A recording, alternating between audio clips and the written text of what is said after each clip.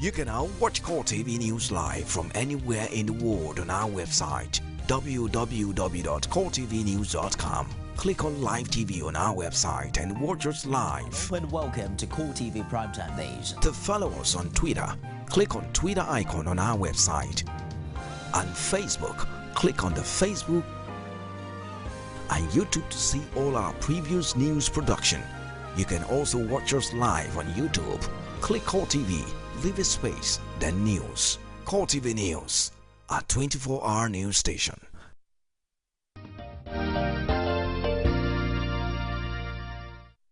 Welcome back. It's Core Digest Monday. Thank you for finding time to join us on the show today. I'm joined on set by DEBO. ADENIRAN is the Executive Chairman, Coalition Against Corrupt Leaders. Thank you very much for finding time to join us today. It's my pleasure. Thank you for inviting me. When the xenophobic attack happened in 2010, 2011 in South Africa, that's right. You were also quite visible, in the protest against such acts in South Africa. Are you surprised that it's 2015 and then we're reporting the same case again? Yeah, I'm really surprised, very surprised that it's rearing its ugly head again, because that time we did a protest to the High Commission, South African High Commission in Lagos here, and the then High Commissioner promised that they are doing something about it, and that such a thing will be stopped. And indeed,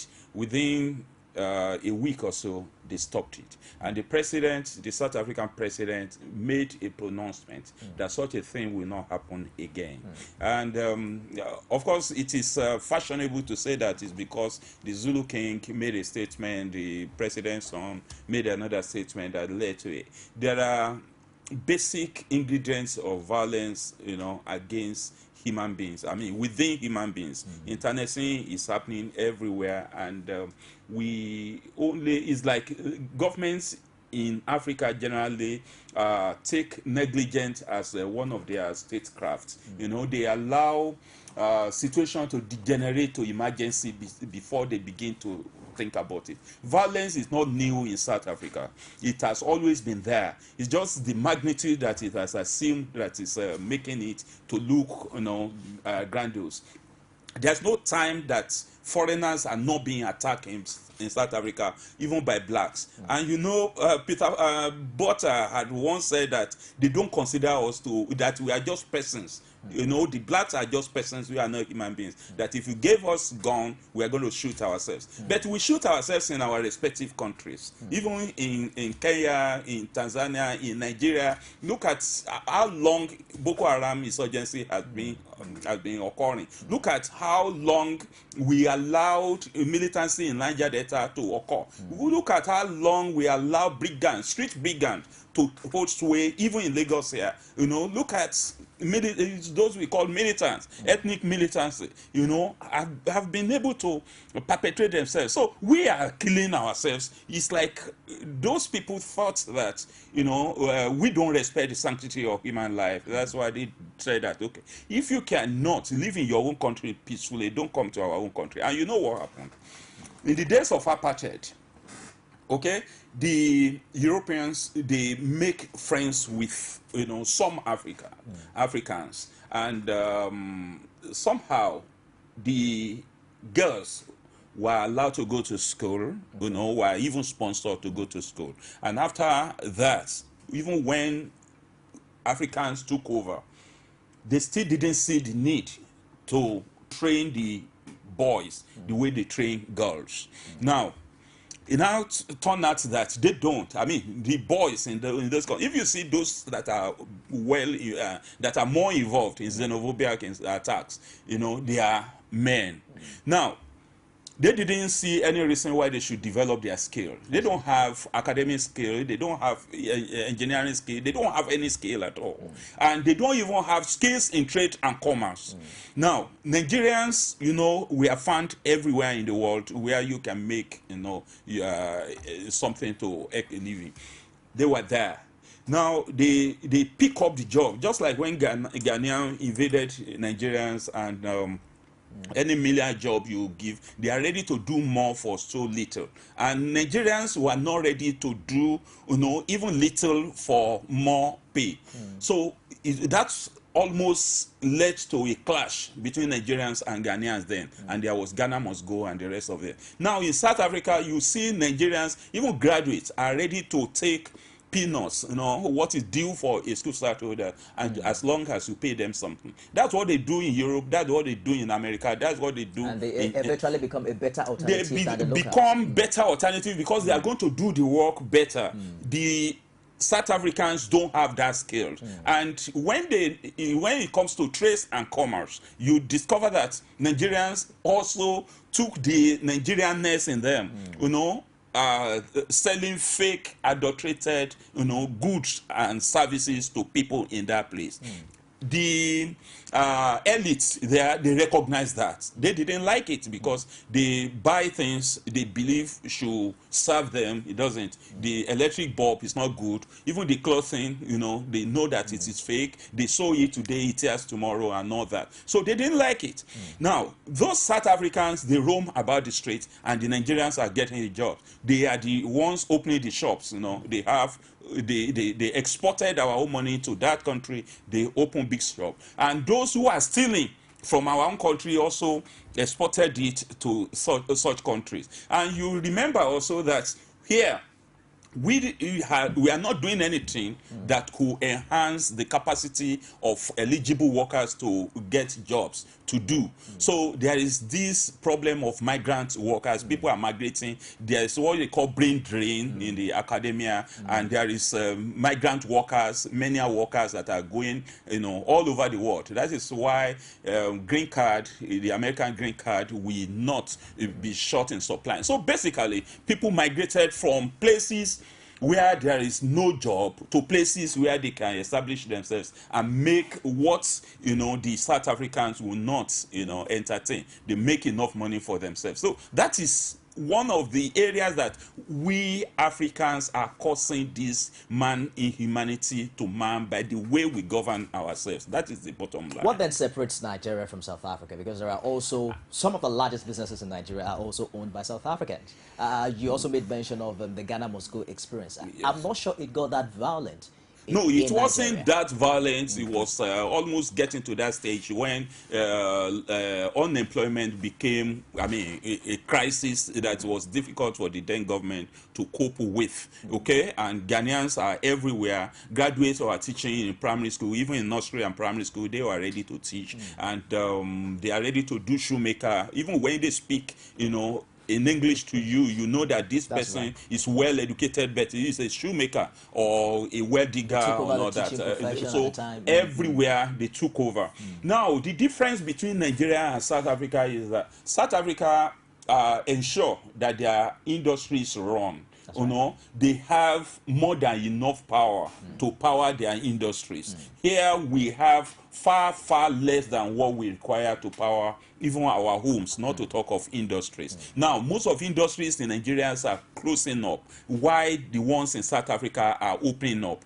But what the South African is lacking is skilled manpower.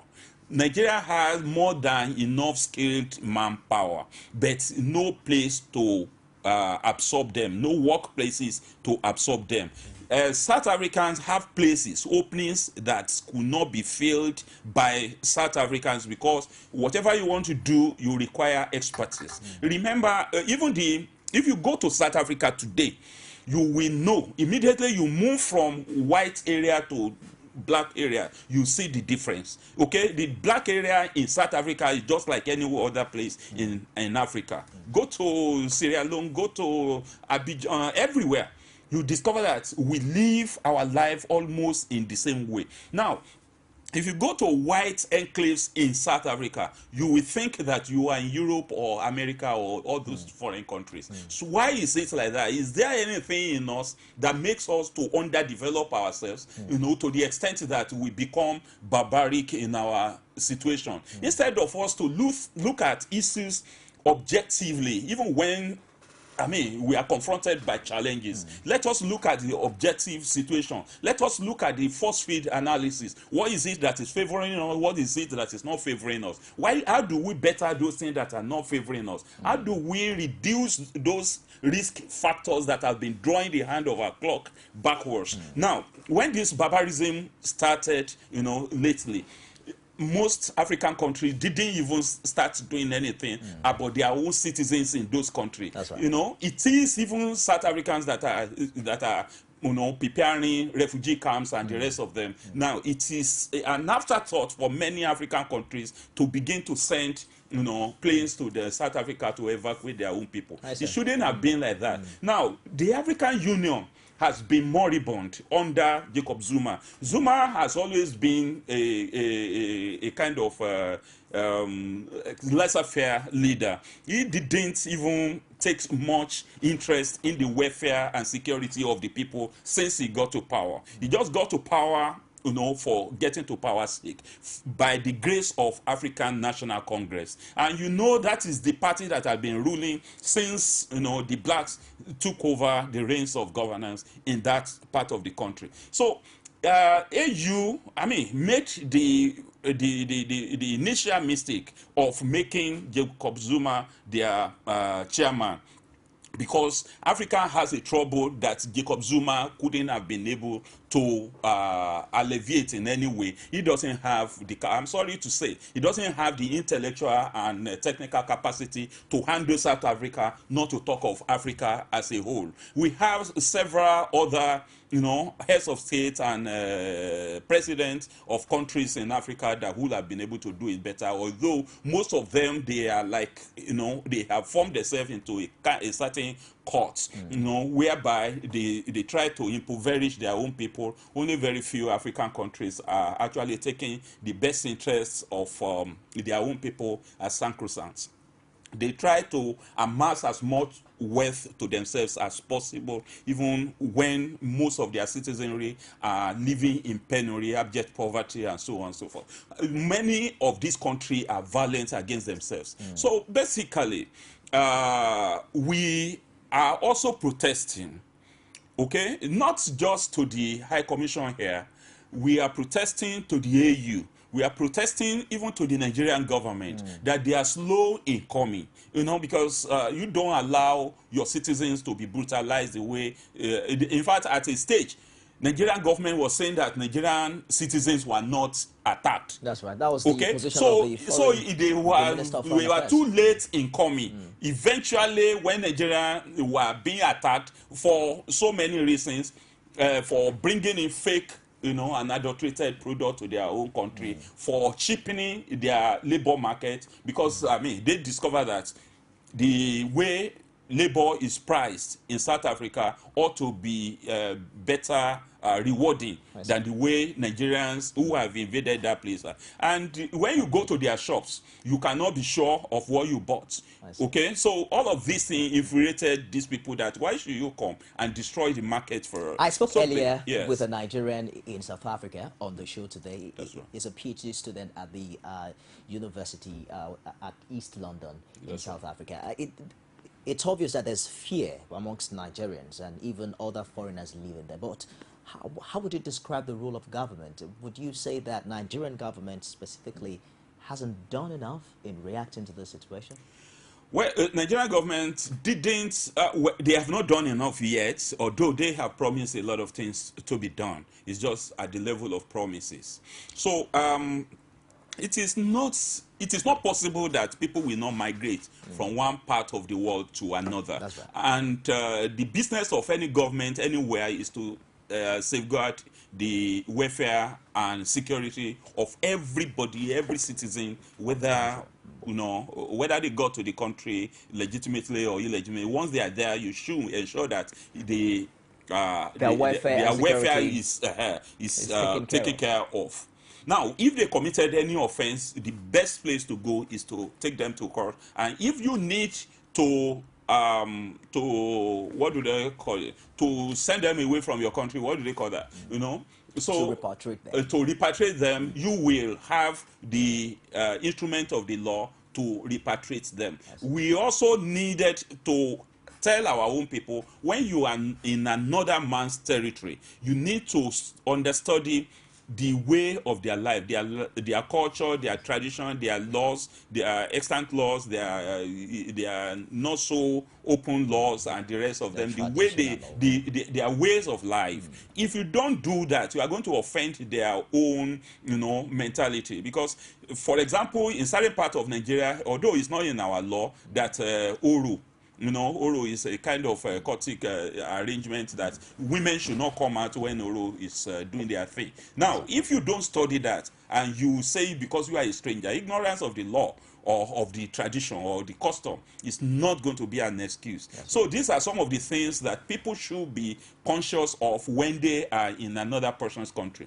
But when the Nigerians got to South Africa, and South Africa initially accommodated them, they now turned it. They thought that they were in Nigeria where they didn't need to carry their passport all about and all that. Somehow, many of them did not get to that country through legitimate means. And some of them actually got to that country as a front to some, corrupt politicians. So they could not defend their means of livelihood. So at initial stages, you discover that some Nigerians are just staying in big cars, in big houses and all that, which they could not explain. That could have infuriated, those South Africans. Of course, in Nigeria too, some of Nigerians are infuriated when they just see you in big cars, in big houses. They raise questions. How did you come about it? And it is a legitimate question, which EFCC should be raising in Nigeria. Now, they have a law running in South Africa that when you are living bigger than what they perceive to be your legitimate source of income, they question you.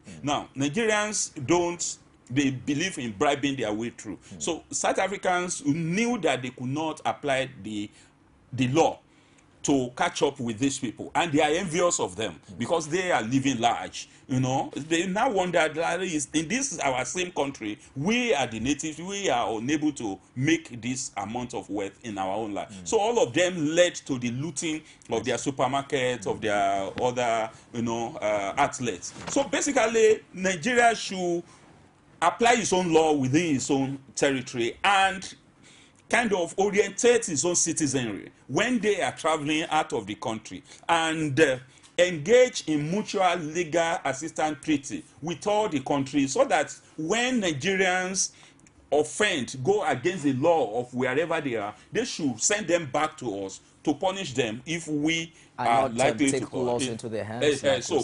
So they should not be lawless. They can be lawless here, maybe because they get away with it, but they should not destroy other people's country that they are just trying to build. Let's turn our attention back to Nigeria. The June 12, 1993 elections is arguably the freest and the fairest election, of course, in Nigeria. But the March 28, 2015 presidential election is also, with its unique feature of the card reader and the permanent voter card, is being described as a credible one. In this report, our correspondent Oluwaseyi Adegoke compares the two elections in Nigeria's history and presents our findings. Ibrahim Babangida's military junta promised to return the nation to civil rule. Immediately, he overthrew the Buhari-Diagbon regime in a coup d'etat. With this in mind, and after several failed experiments and promises, the June 12, 1993 presidential election was held in a very unique feature of direct election known as Option A4, under the direction of Humphrey Nwosu. The main candidates in the election then were Bashir Tofa of the National Republican Convention and Moshood Abiola of the Social Democratic Party. The outcome of the election was not in doubt, while inflation of figures by electoral officials was impossible because people lined up behind their candidates and results were known before the end of the day. According to reports, Moshood Kashimawo Lawale beat Bashir Tofa in his electoral ward, further proving his vast acceptance across the nation. Suddenly, there was a letter served on me by Commissioner of Police that we should cease forthwith in releasing the result. The 2015 presidential election has also come, with many also saying it is the best. The nation has come up with terms of election and the process leading to it. The big question agitating the minds of many is, which is the better of these two historic elections? Abiola stood out as the person that the people really wanted. But then it was not the issue of cards, it wasn't the issue of this option that we are using, it was option A4. Voted him as for Abiola, Kashimawo, Abiola, Abiola. He won in the north, he won in the south, he won in the west. The final word on this, however, came from this legal practitioner who says the 2015 presidential election, though very credible, can be challenged, unlike the June 12 presidential election, which cannot be challenged due to near absence of irregularities. People voted mainly out of sentiment, not out of reason. This particular election can be contested. People were tired of PDP-led government, especially as it has to do with corruption. While the debate will linger for some time, observers still think the June 12 elections was crude in its concept, though effective with the result. But until the next elections, the discussion continues. Oluwaseyi Adebuke, Core TV News, Lagos.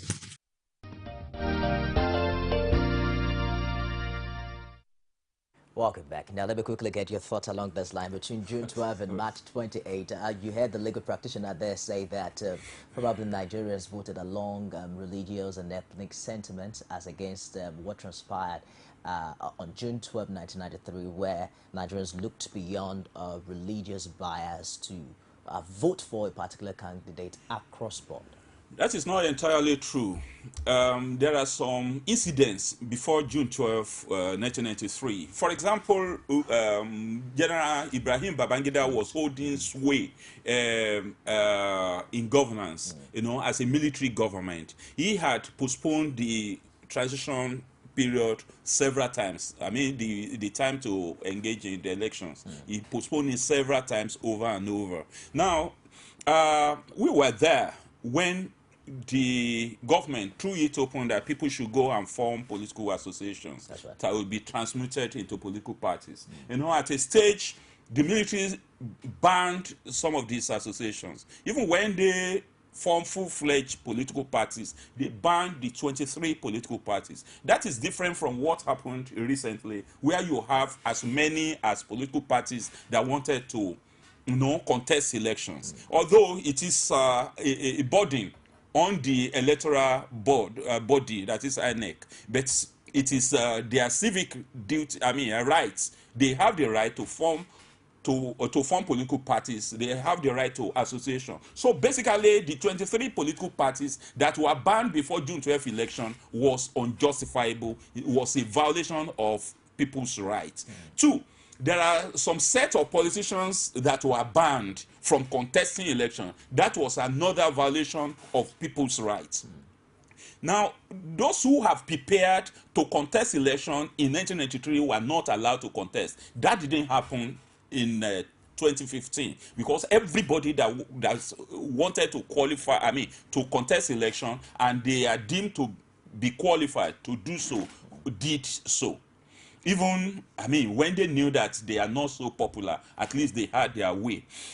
Now, when you now look at the candidates, the political parties, in 1993, it was government that by military fiat established two political parties and gave them ideology. Okay? Now, it is the people that is supposed to form political parties. The party is supposed to form government, not government forming political parties. So that one is also undemocratic. It was dictatorial. Now, NRC, that is National Republican Convention, and SDP, Social Democratic parties, were military, parties. They say a little to the right, that is NRC, a little to the left, that is SDP. You don't give people ideology. Ideology is, you don't force ideology on people. Ideologies are like religions. You know, they shapen your world outlook. They determine what you are going to do when you get to a position of power. You can even evolve one that will satisfy, you know, the yearnings of the people. That is why you have socialism, you have capitalists, you have progressive, you have reactionaries, and the rest of them. You also have welfareists, you know. And those are the aggregates of what you have in APC today. They have free choice, you know, better than they had it in 1993. Now, during the election per se, the candidates are allowed to play on a playing field, you know, but they are not equally kitted. Okay? The candidates were selected by the military regime, not by, you know, regular primaries that people do, although they have a semblance of what they call primaries, but guided by the military. Now, the man we call MKO Abiola was a friend to the man in power. As a matter of fact, the civil society actually confronted him.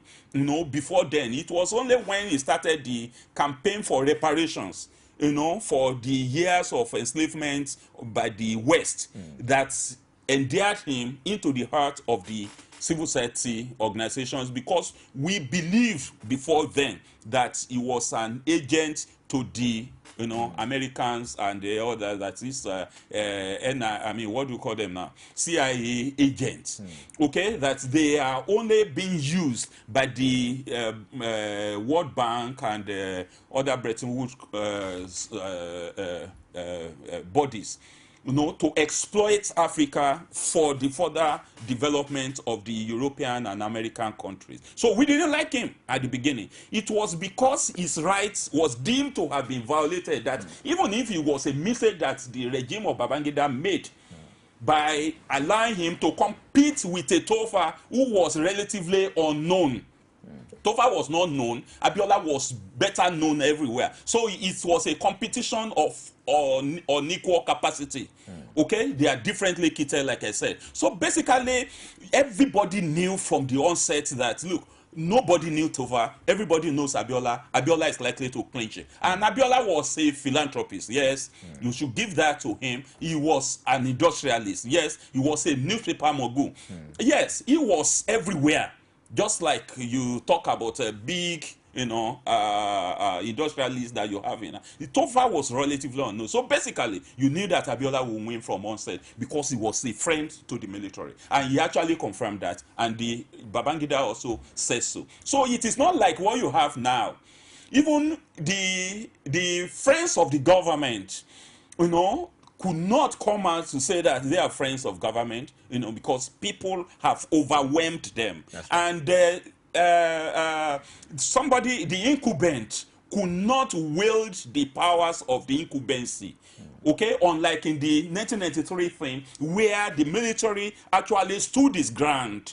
Because when they saw some parties... For the incumbent in 2015, wasn't that a function of choice? Because if you consider the preceding incumbents, they actually wielded some incumbent power. They even tried to. It is because people in 2015 had opportunity for free choice. Okay, because they spent so much money. Now there's an argument on about 2 trillion naira that could have gone down the drain. There was this supposition that those that were given money in Southwest didn't distribute it, and the incumbent had to move to the Southwest and all that to come. And they have been refuting it, but that was the rumor. Now, so they tried to, but because people had the power of free choice, they run in their own party. Some party decided to merge with winning party. Some party decided to vote, or even against their own candidate. That was the free choice that people need. Now, the option A4 that was used was not because they wanted a fair election. It's because they wanted to intimidate those who will vote for the opposition. And that reduced the number of people who came out to vote. Remember, only 14 million people came out to vote for both sides. It is not because they couldn't, I mean, voters couldn't have been more than that, given the fact that everybody was tired of military rule. So basically, it is because they wanted to intimidate people, since they knew that one candidate was better known than the other. Anybody that voted for the other, because they knew who is going to clinch the thing, so that those who voted the other way will be seen and will be humiliated at the end of the day. So basically, it wasn't anything. It can be said it's free because it is not. There's no violence. It can be said it's credible because it's only those that voted that were counted. But it wasn't fair because the preparations towards that election there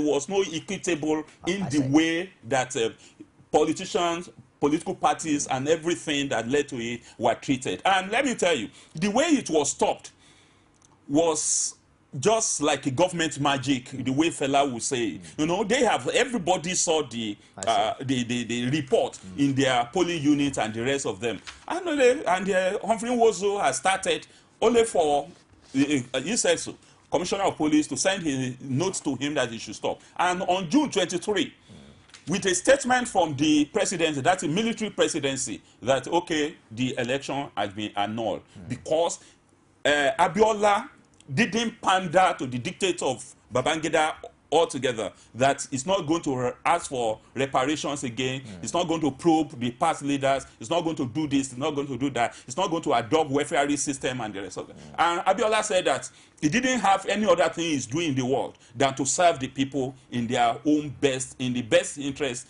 I mean, in the best way that it will serve their best interest. So basically, they disagree, knowing that Abiola will not willingly hand over to a military person because he was preparing to transmute into a civilian president after Abiola, so that they make that smooth sail arrangement that, okay, after you have spent maybe a year or two, you will have consolidated, then we organize a kangaroo election the way we organize for you, and you will transfer power to me. So basically, you can't compare the two.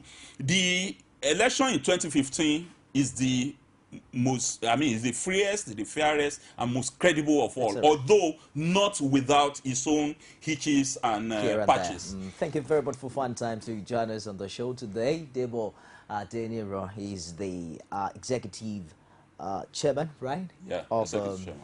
Coalition Against Corrupt Leaders. Thank you very much for coming today. It's my pleasure. In the course of the week, we'll also consider if there's any similarity in pattern and why the people voted for these two candidates, Abiola and Buhari, in the 1993 as well as the 2015 elections. Thank you for watching today. We'll be back tomorrow at 9:30. Stick around for the top of the hour news. Don't go away. Every day, every hour, and every minute, news break in Nigeria. Things happen so fast, it's most times difficult to track and comprehend them. But that's what we do right here on Digi360. 2015, would you want to come back again? It's like asking Jesus Christ if he knew he was going to die, will you want to come back as the savior of the world again? We do not just help you track the stories, we break them down, explore all the angles, analyze the issues so that you can fully comprehend the stories and use them to make the right decisions.